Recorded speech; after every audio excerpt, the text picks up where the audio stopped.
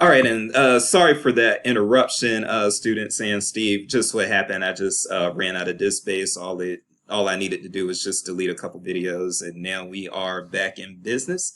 We left off with he answered the question with the challenges, and so the follow-up question that I wanted to ask with that is, how have you mitigated? I'm sorry. How have you mitigated some of the challenges and obstacles that have appeared as you have served as a business librarian? Okay, well, if I keep going with just the lean liaison mode and then databases, I'll just talk about those two things briefly. Regarding, how do you handle having many thousands of students that you're responsible for, and also, therefore hundreds of faculty? It's not unlike the e-librarianship, distance education, online education librarianship. So LibGuides, videos, tutorials. For example, my friend Min in Central Florida spent a semester on research sabbatical creating a bunch of tutorials to help her students learn about business information literacy. And so, that's how she's trying to handle having so many students, for example. So just, our online object tools that we've got to help us extend learning beyond a live face-to-face or Zoom face-to-face session, and getting colleagues to help you, and also saying no, as I mentioned earlier. Those are common strategies for that. For the databases part, the budgeting issues, that's hard, and there's a lot of things you can try to do, and how successful they're going to be, it's going to vary, but you can negotiate, you can work with other librarians, find out what they're paying, and then do a counteroffer. You can cite your poverty at your school in terms of trying to get a better deal. Consortial purchases, we alluded to Tim Bucknell in the Connect Consortium earlier. That usually gives you a pretty good discount, like 10, 20% off. If you have got a state agency that does business content, and we have NC Live, for example. I don't know if Missouri has one of these two. Ohio Link, Galileo in Atlanta, in Georgia. Make sure that they cover business content, and make sure you advocate for the business needs in your state, whether it's public librarians talking about small business and entrepreneurship and nonprofits, and you talking about business students. Make sure they have business stuff out there. Did you want to mention, Jason, anything about Missouri before I move on? I thought you were going to say something. Well, the thing is, I'm not sure Missouri does, but also most of my students are actually not in Oh, I'm Missouri. sorry. Okay. So Yep, you're it's national, aren't you? I Yeah, apologize. we kind of we actually give in-state tuition to everybody, so Cool. we're a fully distanced program. So yeah, we've Okay. got students I'm from sorry, all over. students, for assuming that you're all in Missouri. Yeah. There are a lot of state and regional consortiums or just packages of data often run out of a state library, and that's NC Live is our version. Finally, I mentioned earlier on that it's not just business students who use business research. Arts administration, I mentioned cross-campus entrepreneurship. I mentioned MPA and geographers. If you can pitch that some of the stuff you want would have a wide audience, then that can help you as well. It's not just business school; it's other units too would use the same content. And that's often true. And finally, you may not need book budgets much anymore because that's not really considered a very business-centered publishing format and research format. So I've offered to cut my book budgets way down to move that money into databases. So that doesn't help a whole lot because the book budgets are pretty small. Databases are much bigger typically in terms of cost, but that can work as well. So that's a package of stuff you can try to do maybe to help manage the cost of business content. Not an easy thing to do though. I'm not trying to say there's any easy answers for the budget issues and licensing issues. Excellent, excellent. Thank you. And so the next question is, and hopefully we pique the interest of some of these students to really pursue business librarianship as a Okay. career avenue. So I am wondering for what skill sets would you recommend students and early career librarians wishing to become business librarians on a college campus or in academia? What skill sets would you Okay. recommend that they familiarize themselves with? Let me say two things then. I'm going to repeat networking, learn how to network. That is so vital. Two, and more getting back to more business centered, working with numbers. It's not necessarily our favorite things in many cases. I didn't come into this profession loving numbers, numeric data, quantitative data, but whether it's market data, industry data, economic data, financial benchmarking. If you can handle, and here's a sales pitch, I guess, or hopefully I'm going to encourage it. If you are not scared of looking at a table of data from the census, from SEC filings, from big companies, other sources of data, you're going to be popular because your librarian colleagues may not want to touch that stuff. And also, a lot of students don't really know how to use date numbers. So if you can dive in and download a table or generate a graph or a chart or a data map, and that's okay. I mean, you're willing to try, even if you're not an expert at it, you can try and dive in. That really helps out. So numerical data skills. I'm not saying you need to be a statistician or a demographer. Even our data librarians don't often say, I'm a demographer, I'm a statistician. They're data librarians. Likewise, as business librarians, knowing how to work with numerical data, if you can do that, that's a wonderful skill set that you can take a long ways in terms of helping students, helping faculty, getting noticed, and impressing your colleagues and getting good annual performance reviews because you're not afraid of diving in and getting some numbers, because that VIP patron comes in and wants some data and you say, I can do that for you.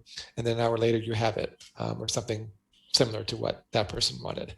So numeric data, that's a great skill to have.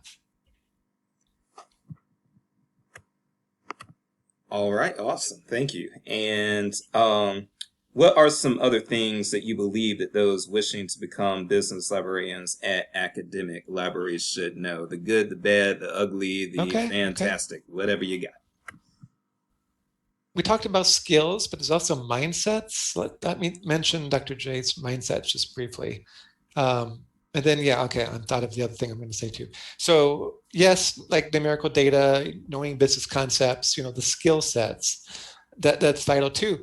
But more generally, particularly for entrepreneurship, entrepreneurship librarianship is a big growing subsector. But to do that, it's different from working with public companies because you need to have flexibility and creativity and also problem solving skills. Like think about this. You're working on, someone comes to you with help.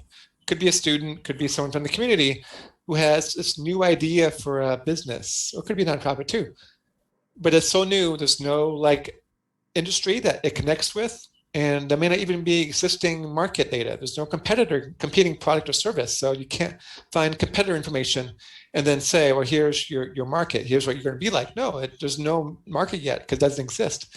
That's where flexibility, creativity, nimbleness, and problem solving really pay off. And I know it's easy for me to say that, like be creative, be flexible, then you'll be great. I can say that and that's easy to say, but it's harder to implement, harder for me to live out too, in terms of my experiences, I guess. But if you can demonstrate or develop those skills, flexibility, creativity, that really helps out. And it also makes the job more fun. So that's one thing I like about that. Other thing, what else you should know? I know this is an hour devoted to academic librarianship, academic business librarianship, but you can do so much more with a business background and a library science degree. Public libraries, of course, but corporate, special, competitive intelligence type organizations, knowledge management, KM, that's what they call that in that industry or that field. A lot of our business librarian graduates go right into a NGO or nonprofit or a for-profit environment and never look back and never even touch public librarianship and business librarianship. But that's wonderful because it gives you, well, probably higher income if we're going to be honest here and direct. You may have to work more hours, yeah, because that's the downside. But if you don't care, then pursue that. In addition to working in public libraries, academic libraries, so your job prospects can be quite broad, more so than other types of librarianship. So think about that too. You can do a lot with it, and it's not just academics, it's not just publics. There's a lot of things you can do with that degree, with a business librarianship or entrepreneurship or data focus that you might end up with out of once you get your MLS. Awesome. All right. What organizations, and we've touched on this already, so we don't need to spend too much time on this, but I still did want to ask just a separate question. What organizations Sure. do you think those interested in business librarianship should consider joining, and what materials do you think they should? Ooh, my phone just went out. What materials do you think they should consider reading or viewing? Okay, yeah. Just quick summary. I mentioned the new business librarians group that our friend Angel helps run, and BRASS and SLA for national level groups, and local groups I mentioned, like Blink in North Carolina. If you happen to be, by the way, in North Carolina, let me know. I'll get you hooked up in Blink. It's free. I mean, it's part of NCLA, but you can get into our listserv for free. We've always had kind of free access. Here's something different, though. There is something that's fairly new that I'm involved with called the Entrepreneurship and Librarians Conference, or the ELC for short. And sorry, different nickname. Entrelib is the website domain name, entrelib.org. We do free workshops. We just had one on Thursday about cannabis. It was fascinating. We had social equity nonprofit leaders from Los Angeles as part of our speakers, as well as librarians too.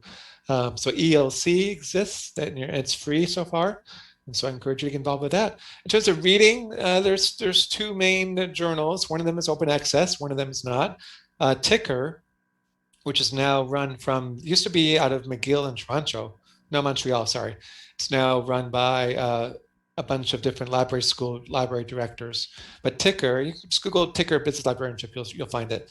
It is a Nexus journal that's very good, easy to get to. But the more famous journal behind a paywall is the Journal of Business and Finance Librarianship, Taylor and Francis. And my friend Celia Ross is currently editor-in-chief. And I should mention, do you know Celia, Jace? Should mention her We're book. using her book as the second edition. textbook. Yes, yes. Good, thank you. Celia used to know her when she was at Chicago Public, and now she's, as you all may know already, thanks to Dr. Jace, she's at University of Michigan, the Ross Library. Ironically, Celia's boss at the Michigan Library is Corey Seaman, who's one of the editors of Ticker. So that one library both helps run Ticker and is the editor-in-chief of JPFL. So if your librarian subscribes, definitely that's useful too. Finally, there are blogs. I'm going to push two, and one of them is mine. So forgive me, this sounds off-centered. I'll start with the other one. There's a fairly new blog called Biz Laboratory, BIZLABRATORY. So Biz Laboratory. Angel, we mentioned, is one of the founders of it. Also, Nancy Lovis from Chapel Hill, New Windsor Chapel Hill, and Summer Kaveska from Winston-Salem. Sorry, misspoke. Wake Forest University. Summer's from Wake Forest. There are 3 early career librarians who write about being an early career business librarian, and they would get a lot of guest writers as well, also in the same situation. So Biz Laboratory, and my blog is This Lays on Life. This Lays on Life. The website's laysonlife.com or org. I don't remember. I'm looking it up real quick. It won't take me long. Sorry, I should know this. Laysonlife.wordpress.com. And I also, at least once a month, usually twice a month, I've been doing it now for 10 years, will blog about my experiences, good and bad, the good, beautiful, the ugly, so with some honesty, things I've been reading, how the conferences I've gone to have went, what I've learned from them. So 2 blogs, Biz Laboratory, This Lays on Life, that will give you some free context for being an academic business librarian as well. Awesome, thank you. And do you have any thoughts regarding the future of business librarianship and academic libraries? And I do want my students to be mindful of trends, and also I want my students to be comfortable that, because some of my students do report to me that people question their decision for library school and all this stuff. So, the positive and the negative, but yeah, what do you see the trends at, and what are your thoughts on the future for, yes? Community engagement is a trend. That is a big positive, I think. And we talked about this a little bit off and on, like how community engagement, working with community partners. Even if you're an academic librarian, you often do end up, I think, working with the Chamber of Commerce or the city or county who might need some skills you have or some databases you have access to, or a nonprofit working on supporting entrepreneurs and economic growth, for example. So I think that's a big trend, and that's a plus because it connects your library with your communities. And also, frankly, you're helping people, including underprivileged persons. And that's, I think, I find very rewarding and important. And also as a trend, I think, is trying to more social equity focus. And that could be a related part of it too. We've been talking a lot, as we, long overdue perhaps, about systemic racism economic racism, redlining. As you probably all know, redlining is it's economic decisions, political, economic, legal decisions that have limiting economic development in minority, majority communities, and often you can map it and see a line, or at least see, if it's like a color gradient, you can see the differences between like income levels and home ownership and things like that too. We've got business librarians have got the skills and are increasingly using those skills to promote and educate and provide context and evidence of these issues. And then, of course, hopefully solutions would be stage two, using the data we can help provide. I did a blog post about this recently, and just looking at my city, Winston-Salem, where I live, in Greensboro, where I work, among a few other cities. I think I did DC as well, where we have community, and I live actually in a minority community, 7101, where you can see differences by correlated with race, given decisions. Sorry, I hope I'm not digressing too much, Dr. Jace, but something a lot of us care about, of course. You can see how home ownership rates, and even just like I did example just for Chicago, where people own IRAs, individual retirement accounts, and how segregated IRA ownership is by race. And you can see that, except for a couple like cities in the outskirts of Chicago that had a large Black middle class, it skews heavily towards whites. So we've got skills to help promote social equity. And I think our involvement with community, even as academic librarians, otherwise focusing on our campus, I think that's a big trend too. I think it's wonderful, and we'll see more of that as we go along. A little more practical and briefly, just more business librarians teaching credit classes, 1, 2, or 3 credits, whether it's entry level, which is great too. How to do basic business research or business information literacy, or teaching an upper level class where you get more into like economic development research, entrepreneurship research. I see more of us teaching credit classes, and that only ups our prestige or effectiveness as a colleague of business professors, and also gives us a better chance to help develop students and the research needs. There's limits to what you can teach, in a 15-minute class, where that's all you get is 15 minutes. But if you've got a whole semester, yeah, you can't do hundreds of students in one semester and teaching one class, but the students you have are going to really know their stuff. And that's at least a smaller cohort of people who've learned from you and can go out in the world and found businesses, found nonprofits, map and recognize social equity issues. So I think there's a trend for us teaching more credit classes, hopefully getting paid for it too. That doesn't always happen, but hopefully you are. Usually you are. I think that's a neat trend too.